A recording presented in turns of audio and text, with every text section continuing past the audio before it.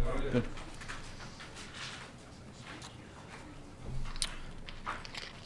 First, I want to start off with a couple of brief comments before I'll take some questions.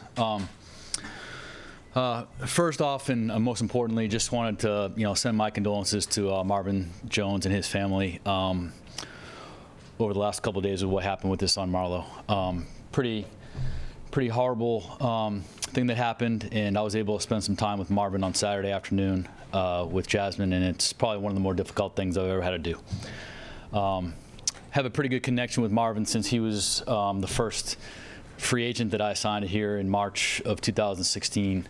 So just to kind of see him in that state was hard for me, and I just want to say that from the organization, for myself, that we're behind him 100%.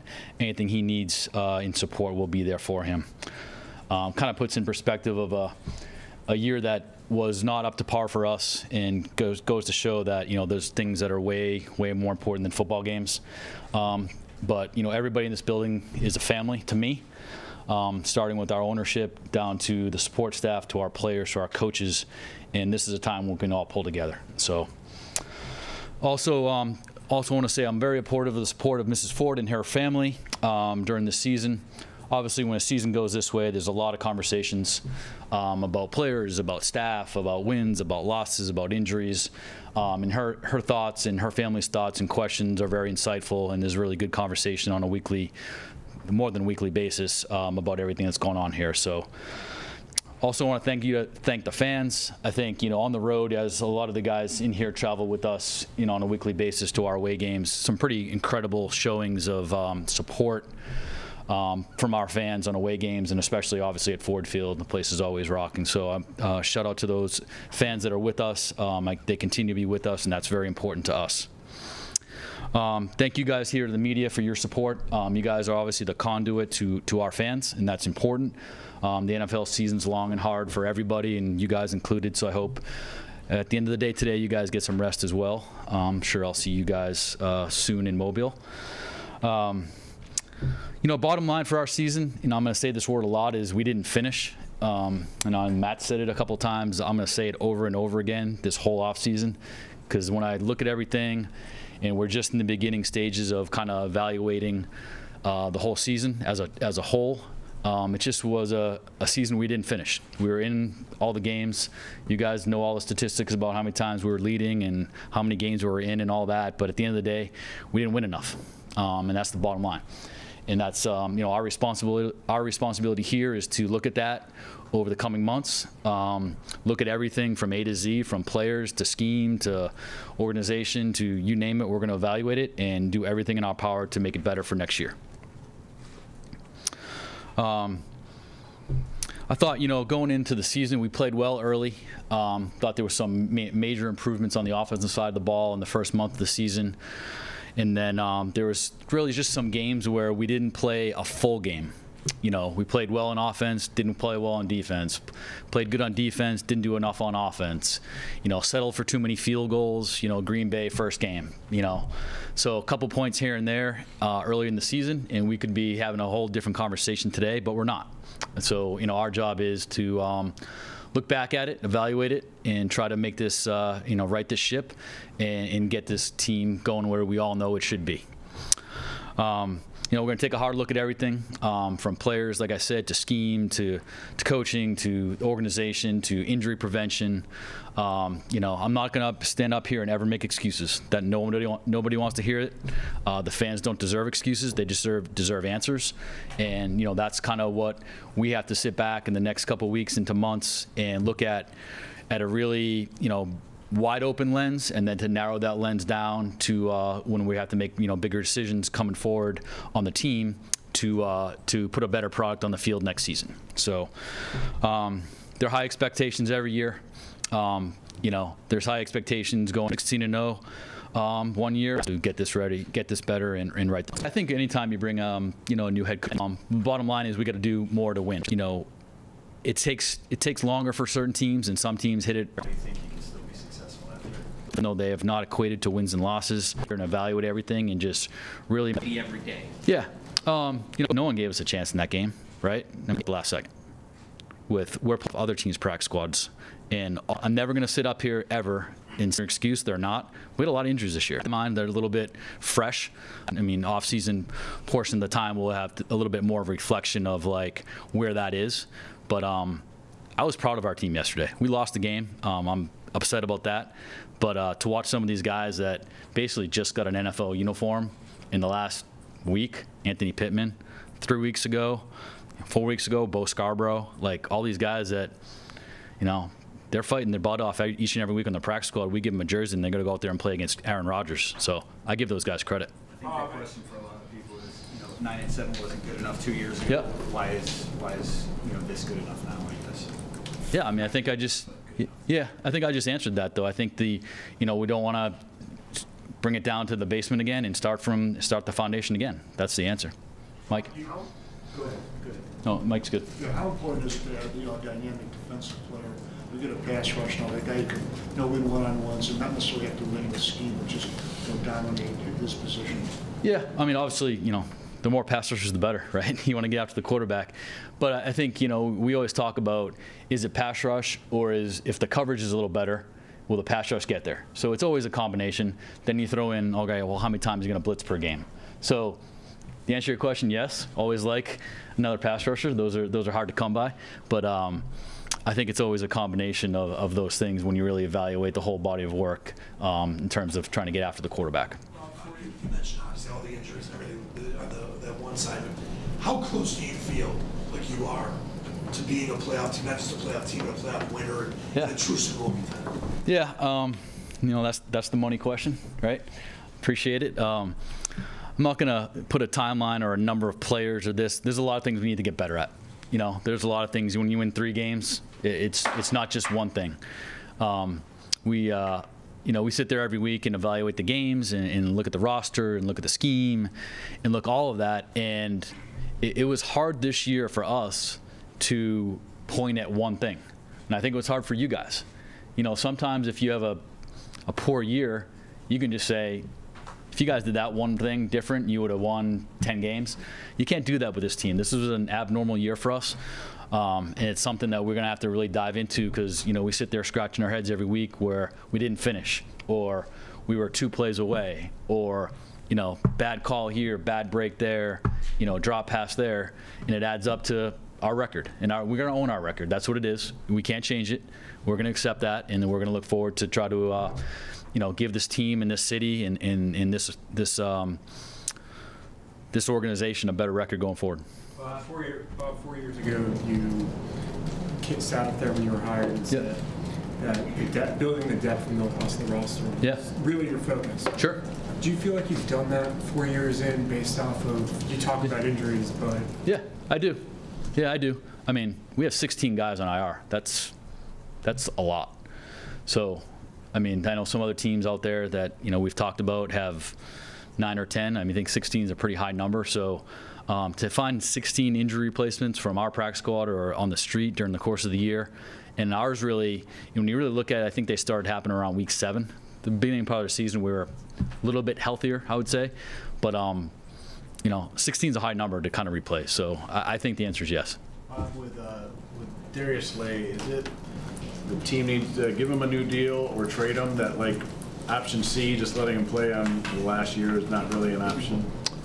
Listen, now I'm not going to get up and talk about anybody's contract status. Never have, never will. That's the conversations that we have internally with the player and their representative. So we'll leave it at that. In terms of like decisions you look back on, would you say it was a mistake not signing a veteran quarterback to back up Matthew in hindsight? Yeah, good question. I think you know, we went through a lot of quarterbacks this year, and I think eventually when we got down to it. We made the switch early in the season from Josh to Jeff Driscoll. And then when Matthew got hurt, you know, Jeff went in there. In the 3 games he started, I would say that he probably played good enough to win 2 out of those 3. We didn't win those games, and that was probably a byproduct of the defense not having a great day or special teams not having a great day. But, you know, Jeff went in there and I thought played at a decent enough level to help us win the game. Then you get down to your 3rd-string quarterback, and listen, David Blau is a rookie free agent that we brought in as a developmental guy, and all of a sudden he has to start at the end of the season. So he wasn't perfect, but the experience that he gained, the plays that he made were pretty impressive. Now, did he have some mistakes? He sure did, and he was going to learn from those. So, that's something we're going to look back at and see what we need to do going forward in the future. Follow up on that is, I was just going to ask, since you've been here, you usually haven't spent a big amount of money on your backup quarterback. Some teams will take an ex-starter and they pay him a lot of money. Yeah, That's sure. something that you might rethink this time and get maybe pay a higher end. Yeah, possibly. Backup. Possibly. It's something that's it's fairly team by team, and sometimes when you have a higher priced starter, it's a little bit more difficult to do what you're doing. If you have a quarterback under his rookie contract, it's a little bit easier financially to do that. But that's something we'll look at and evaluate this offseason for sure. Beyond that, in the quarterback conversation, second straight year, Matthews had back injuries. Yep. Just he seems very confident that these are going to be something he can put in the rearview mirror after this season's over. Yep. From your perspective as the guy building the roster around him, what is your confidence level that these won't be lingering issues going forward? Very confident. Just talking to all the doctors, trainers, and Matthew himself that he's going to be good to go for the offseason program. So no issues there. As noisy as this season was, and you touched on it, near misses, leads, fourth quarter leads, everything. Yep. How difficult does that make putting your priority list together moving forward? Yeah, it's gonna be a tough evaluation. Some seasons when you end, it's pretty clear. Like you need X, Y, and Z. I think this season's going to take a little bit more deeper dive into some of the what if situations. What if Deshaun Hand didn't miss almost the entire season? What if some players that we thought were going to perform at A level performed at a B level? So it's going to be a little bit a deeper dive, I think, for us this season, this off season. But we're looking forward to diving into that. I think everyone probably needs a couple days to regroup and get their lives in order, and then we'll come back and hit this hard and try to get the evaluation going. So. Why did you trade Quandre Diggs?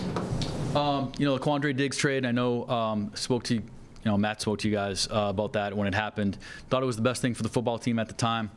Going back, it was something we felt good with Will Harris stepping in there and playing, and unfortunately the week after that, Tracy got hurt.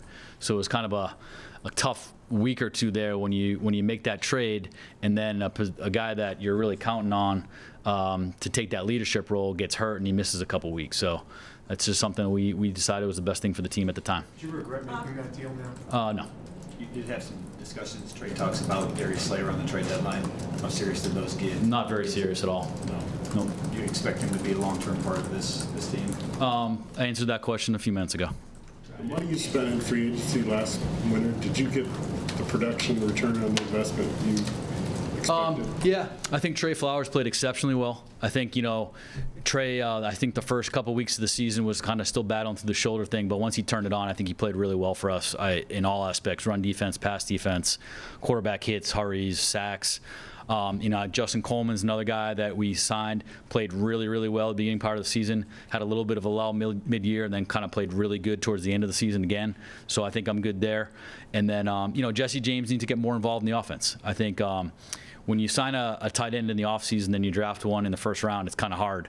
It was kind of a hard thing for Jesse, but I know Jesse's excited about going forward with a really deep tight end room, and that's going to be a big part of our offense going forward. So. You share your emotions that you got another shot to come back and be the GM here. Say that. Rephrase that. I don't think we've heard from you since we knew you were getting able to keep your job. So just I like my job, so I'm happy to be back. I mean, do you like your job? I mean, feel fortunate to have your job. I mean, there was a lot of talk Yeah. about you and Matt, and it came out that you and Matt will get another year with the mandate that the playoffs. And you talked about the fans as well and how loyal they are home and away. So why should they trust you to turn it around? What would be that? I feel very confident in my abilities. I'm very thankful to the Ford family to be here from 2016 on. And I feel that, with myself in the GM seat and Coach Patricia as the head coach, I think we're going to get this thing turned around. Just to be clear, since the Fords did take the coaching decision out of your hands, I guess, did you agree with that? I obviously speak to ownership all the time. They asked my opinion on the head coaching position with Coach Patricia, and I gave them my opinion and analysis, and I agree with their assessment. Have you given any edicts to Matt to make some changes on his staff? Nope, Matt has full authority on his coaching staff, so I do not. Bob, what would it take? You mentioned finishing. The organization, long before you've been here, has had trouble finishing. Pressure points, collapse. What is it going to take for you guys to have pressure points where you go the right way? Yeah. Can you pressure points? I don't know what that means. Arizona, you had a 24-0 lead, and and every season's got like 2 or 3 points that turn the season. I got you. And traditionally, since you've been here, and even before that, those points have usually gone the wrong direction.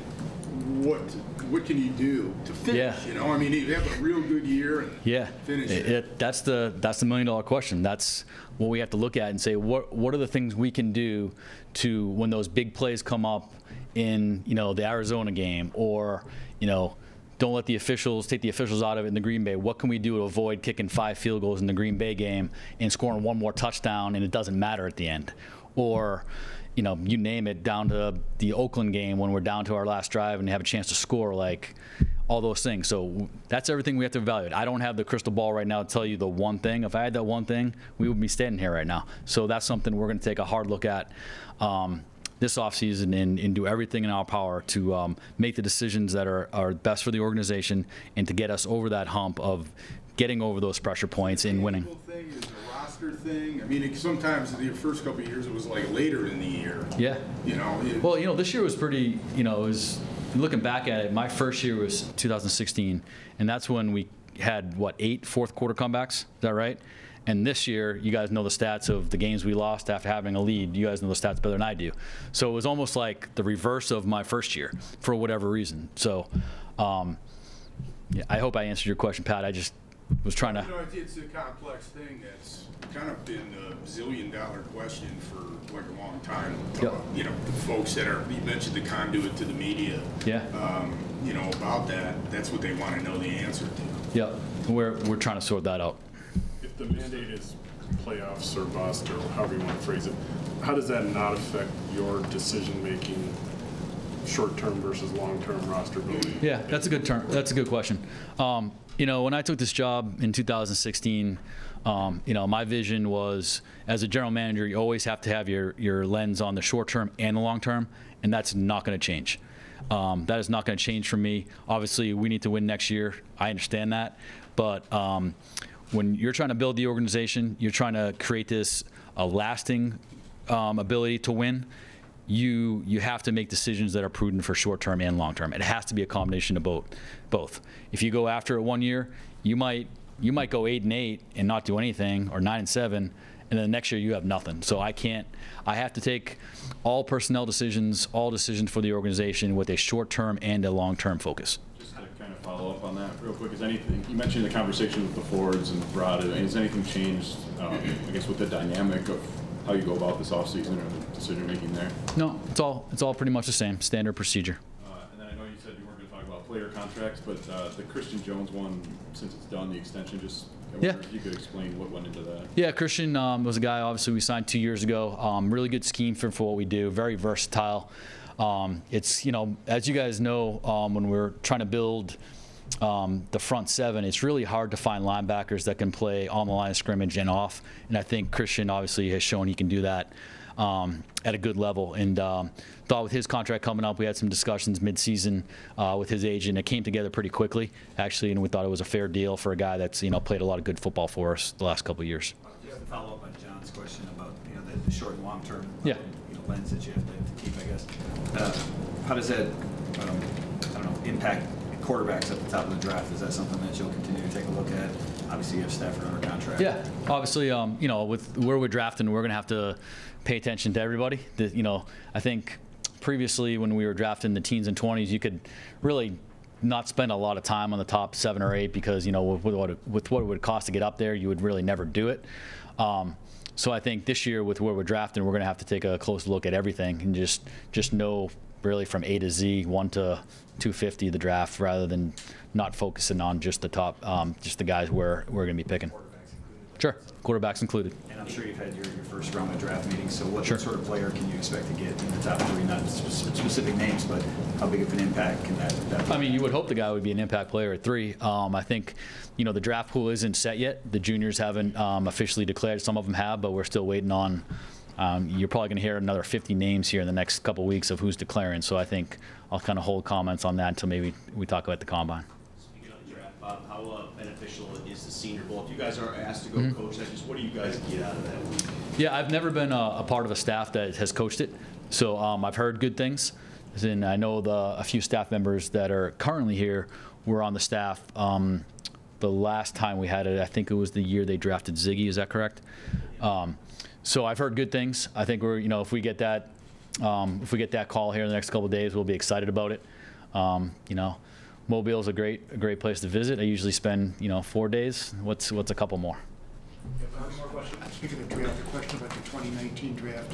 I think you had 8 or 9 players played, started games and all that. Yep. Was that by merit or by injuries or whatever? What did you just think about the overall draft?